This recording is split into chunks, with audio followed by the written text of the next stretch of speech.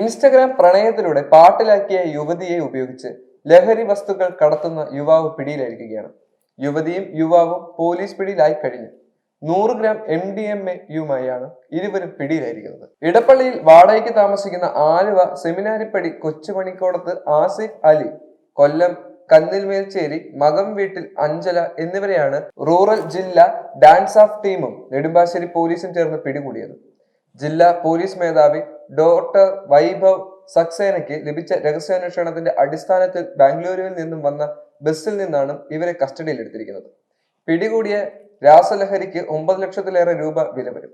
യുവതിയുടെ പാൻസിന്റെ ഉള്ളിലെ പോക്കറ്റിൽ ഒളിപ്പിച്ച നിലയിലായിരുന്നു മയക്കുമരുന്ന് ലഭിച്ചത്. ഇൻസ്റ്റഗ്രാമിലൂടെയാണ് യുവതിയെ ആസിഫ് അലി പരിചയപ്പെടുന്നത്. തുടർന്ന് ലിവിംഗ് ടുഗദറായി കഴിഞ്ഞു വരികയായിരുന്നു ഇരുവരും. മുമ്പ് പല പ്രാവശ്യങ്ങളിലായി യുവാവ് രാസലഹരി കേരളത്തിലേക്ക് കടത്തിയിട്ടുണ്ട്. തുടർന്ന് കടത്താനായി അഞ്ജലിയെയും കൂട്ടുകയായിരുന്നു.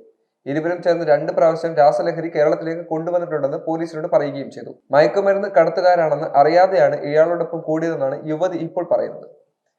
വീട്ടിലിരുന്ന് ഓൺലൈൻ ട്രേഡിംഗ് ആയിരുന്നു അഞ്ജല ചെയ്തുകൊണ്ടിരുന്നത്. ബാംഗ്ലൂരുവിൽ രാസലഹരിക്കുള്ള പണം CDM-ലൂടെ മാഫിയ സംഘത്തിന് അയച്ചു കൊടുത്തു. അവർ മയക്കുമരുന്ന് ആളൊഴിഞ്ഞ ഭാഗത്തെ പ്രത്യേക സ്ഥലത്ത് കൊണ്ടുവയ്ക്കും. തുടർന്ന് ലൊക്കേഷൻ അയച്ചു കൊടുക്കും. അവിടെ നിന്നും ടൂറിസ്റ്റ് ബസ്സിൽ കേരളത്തിലേക്ക് എത്തിക്കുകയായിരുന്നു ഇവർ ചെയ്തുകൊണ്ടിരുന്നത്.